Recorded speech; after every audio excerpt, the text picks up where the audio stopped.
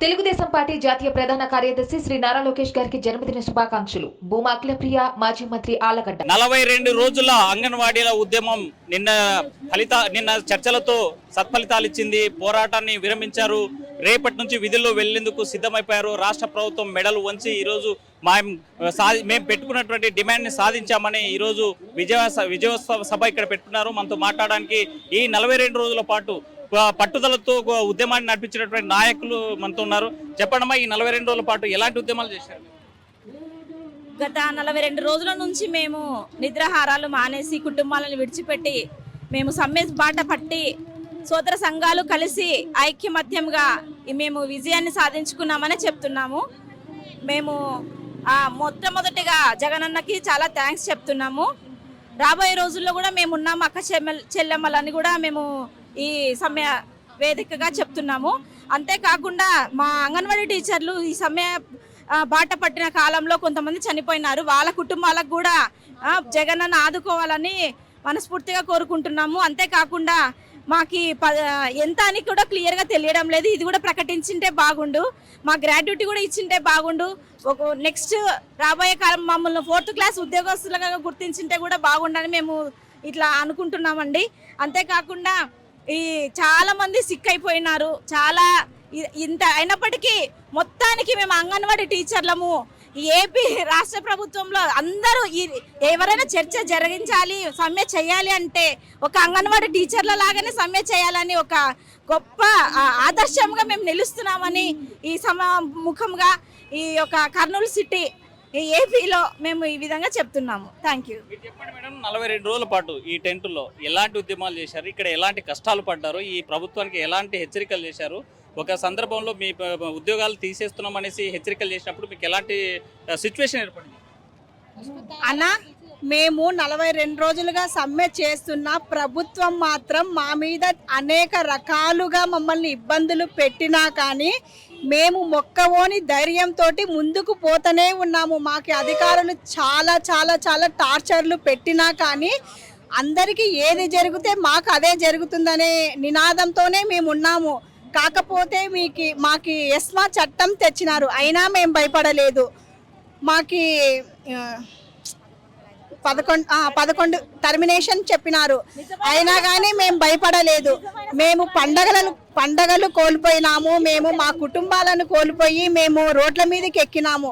కాకపోతే ఈరోజు మా చర్చలు ఫలించాయి. మేము ఎంతో పోరాటం చేసి మేము ఎంతో కష్టపడితేనే ఈ విజయాన్ని మేము సొంతం చేసుకున్నాము.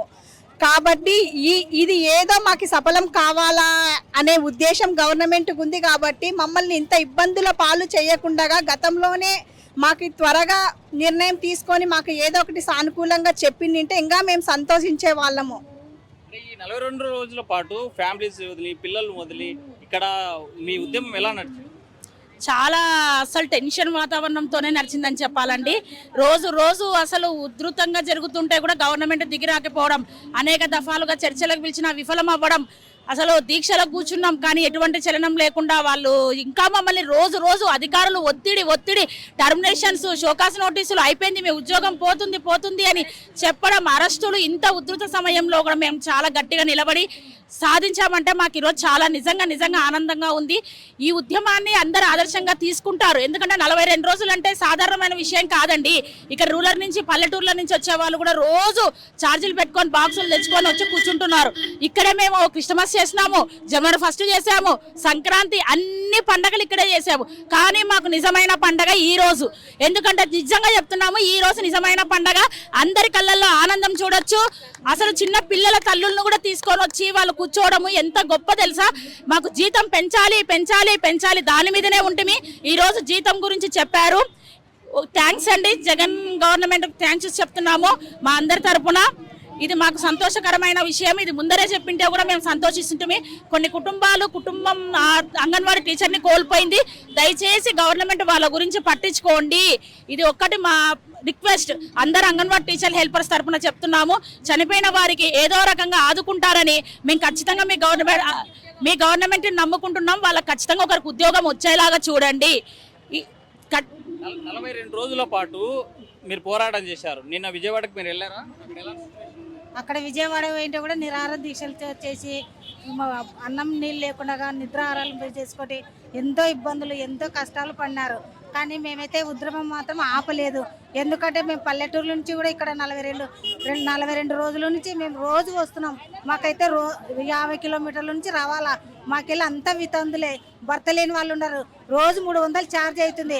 అయినా కూడా మేమేం భయపడకుండా వచ్చినాము.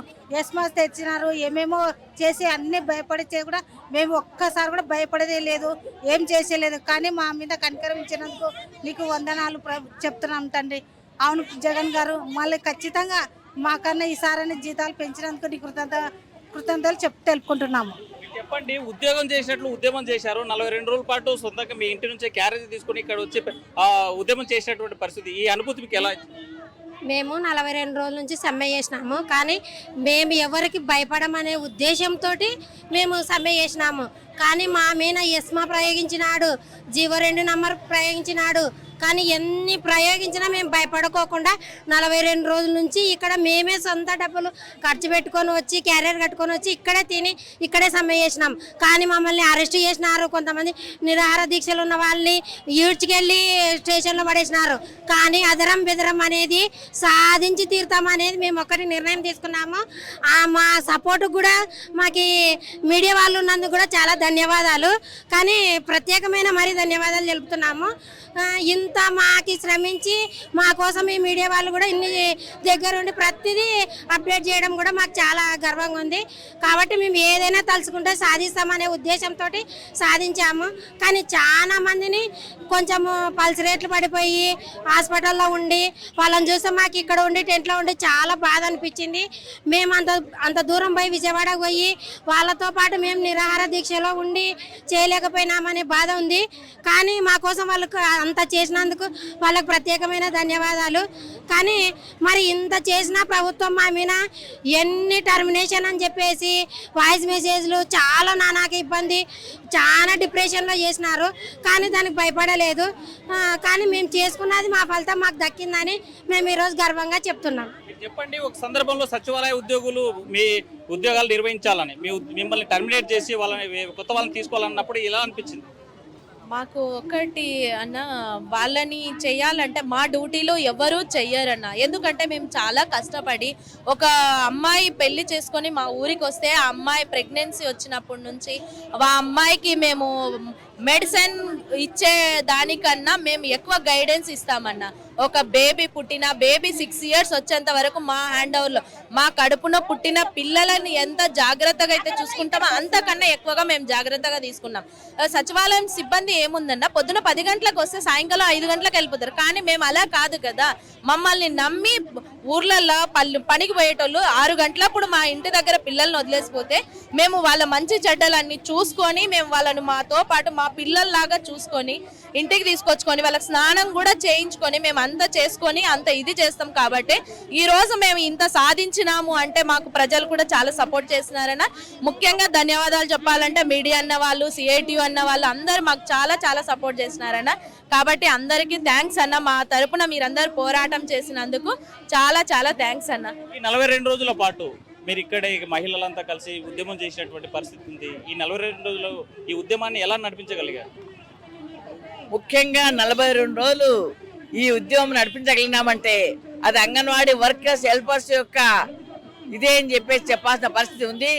ఎందుకంటే వాళ్ళు ఎప్పటికప్పుడు భయపడుతున్న ధైర్యం చెప్పాము. వాళ్ళు ధైర్యంగా ఉన్నారు. ఇంట్లో భర్తలు ఇబ్బంది పెడుతున్నారు, మీ ఉద్యోగాలు పోతాయని. పిల్లలు వాళ్ళకు వంటలు చేసి భర్తలను సముదాయించుకొని, బంధువులను సముదాయించుకొని, చుట్టుపక్కలను సముదాయించి ఇక్కడికి వచ్చి ఆ రంగం కూర్చోవడం అనేది ఇంకేం చెప్పాలంటే అంగన్వాడీల యొక్క చరిత్ర సృష్టించిన అంగన్వాడీలని చెప్పాల్సిన పరిస్థితి. 40 రోజులు భయపడుతుంటే మేము కూడా నాయకులుగా ప్రతి ఒక్కరికి చెప్పాము ధైర్యంగా, ఎట్టి పరిస్థితిలో మనదే విజయము, ప్రభుత్వం దిగొస్తుంది. ఎన్ని సోకాలు నోటీసులు ఇచ్చినా, ఎన్ని రకాలుగా చేసినా, టర్మినేషన్లన్నా అవన్నీ కళ్ళబొల్లి కబుర్లు.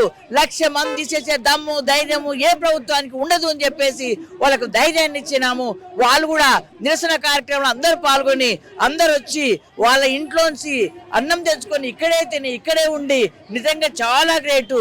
ఈ రాష్ట్రంలోనే కాదు దేశంలోనే 42 రోజులు సమ్మె బాట బట్టి చరిత్ర సృష్టించినారు ఆ రకంగా ఆంధ్రప్రదేశ్ అంగన్వాడీ వర్కర్స్ హెల్పర్స్ అనే విషయాన్ని కూడా తప్పకుండా గమనించాలా. ప్రభుత్వం దఫాలుగా మీకు చర్చలు జరిపింది. నిన్న జరిగిన చర్చలకి మొదటి నుంచి జరిగినటువంటి చర్చలకి డిమాండ్స్ ఏమైనా మార్పులు వచ్చాయా, లేకపోతే మీరు ఏదైనా డిమాండ్స్ తగ్గారా?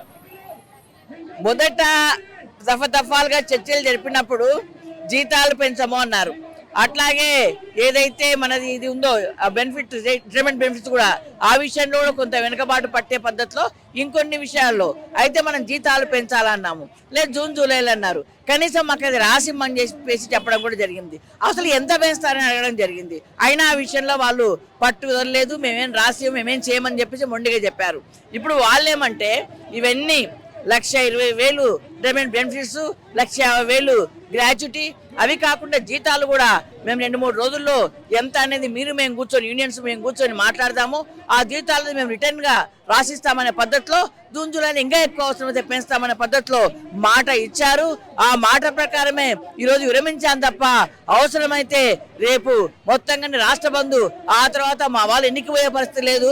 అందరూ కూడా సిద్ధంగా ఉన్నారు. మెజార్టీగా మేము సిద్ధమే, ఇంకా ఎన్నోనే మేము సిద్ధమే అనే పద్ధతిలో. ఇంకా చెప్పాలంటే విజయవాడకి వెళ్తే ఎంత రాక్షసంగా అంటే మహిళ పైన దాడి చేయడము, పోలీసులు దాడి చేయించడము, ఇక్కడ మమ్మల్ని కూడా 2 టౌన్లు పెట్టి అరెస్ట్ చేయించడము, మా వాళ్ళందరూ తీసుకుని అక్కడే పెట్టుకోవడము, రాత్రి అంతా పెట్టడము, ఈ రకమైన పద్ధతిలో చాలా చేశారు. అయినా భయపడలేదు. నెక్స్ట్ డే అందరు చాలా మంది వచ్చారు. చెప్పండి, అంగన్వాడీల ఉద్యమం గతంలో ఉన్నటువంటి ఉమ్మడి రాష్ట్రంలో చంద్రబాబు నాయుడు హయాంలో జరిగినటువంటి ఆ ఉద్యమానికి ఈ ఉద్యమానికి తేడాలు ఏంటి, అసలు పోలికలు ఏంటి? గతంలో చంద్రబాబు నాయుడు ఉన్నప్పుడు కూడా పెద్ద ఎత్తున చేశాము. గుర్రాలతో తొక్కించాడు, ఫిరంగులు వాడాడు, అట్లా నీటి ఫిరంగులు వాడడమా, లాఠీ చార్జ్ చేయడం, అవన్నీ చేశాడు. దాన్ని కూడా ఏం భయపడకుండా ఆ రకంగా చేసినాము. అయితే ఇప్పుడు 42 రోజులు, అది అన్ని రోజులు కాదు, కానీ ఇప్పుడు 42 రోజులు కూడా సెంటర్లు మూసేసి మేము రాము అని చెప్పేసి సూపర్వైజర్లు, సిడిపిఓలు, పీడీలు అందరూ కూడా ఎంత ఒత్తిడి చేసినా మా సమస్య పరిష్కారం అయ్యేంత వరకు మేము రాము అని చేయడం చాలా గొప్ప విజయము. దానికన్నా ఇది గొప్ప విజయంగా మేము భావిస్తా ఉన్నాము. ఇన్ని రోజుల్లో మహిళలు కూర్చోవడం అనేది చరిత్రలో ఎక్కడ ఏ యూనియన్లు ఏ సంఘాలు కూడా చేయలేదనేది వాస్తవము. కాబట్టి ఆ రోజేమో ఆ కొన్ని రోజులు మాత్రమే చేశాము. ఆ లాఠీ చార్జ్ అవన్నీ జరిగినవి, తర్వాత హాస్పిటల్కి వెళ్ళాము, అది వేరు. కానీ ఈ రోజు మాత్రం 42 రోజులు చరిత్ర సృష్టించామే కాబట్టి దీనికి ఆ రకమైన తేడా ఉందనే విషయాన్ని గమనించాలి. ఈ 42 రోజుల పాటు మీకు మీ ఈ ఉద్యమం ద్వారా మీకు ఎలాంటి అనుభూతి ఇచ్చింది, ఏం నేర్చుకున్నారు? కలిసి కట్టుగా ఉంటే దేన్నైనా సాధించగలము అనేది నేర్చుకున్నాము.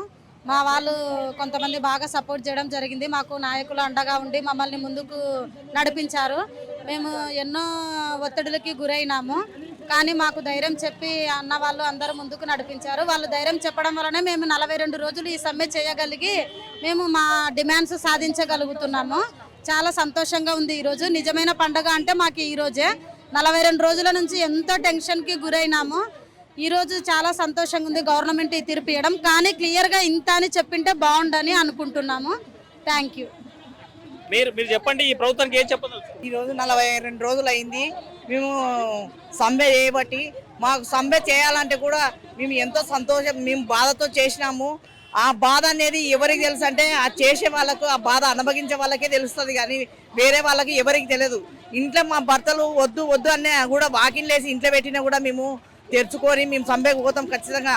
మా ఉద్యోగాన్ని మేము కాపాడుకుంటామని ఎంతో అభివృద్ధితో మేము వచ్చి ఈ ఉద్యోగాన్ని కాపాడుకున్నాము. మా అండగా ఉన్న సిపిఐకి కూడా మేము చాలా అభినందనలు చెప్పాలనుకున్నాము. ఇదే చేసేది ముందు రోజుల్లో చేసింటే కూడా చాలా బాగుండేది. జగనన్న కూడా మేము చాలా సంతోషించేటోళ్ళము. కానీ ఇంత మా మీద పగ పెట్టుకొని మాకు ఇలాంటి పనులు చేయడం కూడా మాకు జనరల్ ఫస్ట్ ఇక్కడే చేసినాము. ఇంట్లో మేము భక్ష్యాలు చేయాలంటే అలా పూర్ణం పెట్టేసి చక్కగా వచ్చి సమ్మె చేసినాము. కానీ అలాంటప్పుడు కూడా మళ్ళీ రాత్రి పోయి తెల్లవాళ్ళు మేలుకొని పిల్లలకి చేసి పెట్టి మేము మళ్ళీ వచ్చి మేము చాలా సమ్మె చేసుకొని నిర్వహించుకున్నాము. కానీ మాకు చాలా అన్యాయంగా జరుగుతుంది. కానీ ఇప్పుడు మాత్రం ఈరోజు నిజమైన పండుగ చేయడము ఈరోజే.